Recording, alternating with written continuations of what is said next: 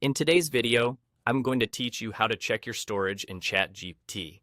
If you've ever wondered how much space your account is using, or you just want a quick status check before uploading more files or data, this walkthrough will show you exactly where to look and what the numbers mean so you can stay in control.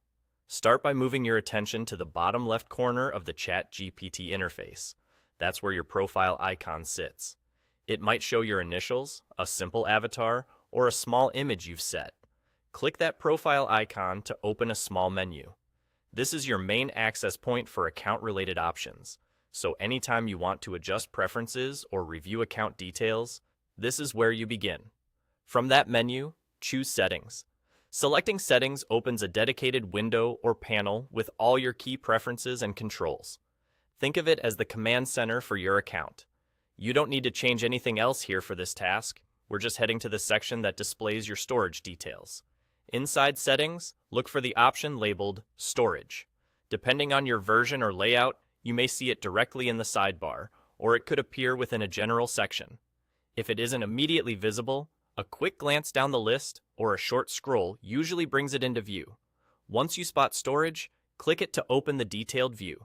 On the storage screen, you'll see two important pieces of information: your current usage and your total capacity. Current usage shows how much space your saved content is taking up right now. Total capacity indicates the maximum storage available to your account.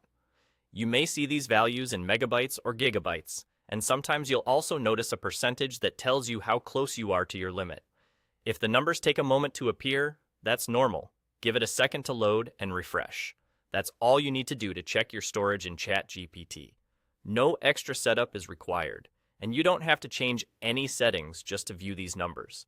If your usage is comfortably below the total capacity, you're good to go. If it's edging close to the limit, this screen helps you plan what to keep and what to manage later. Remember, you can come back to this storage view anytime to stay informed and make smarter decisions about your space. Thanks for watching.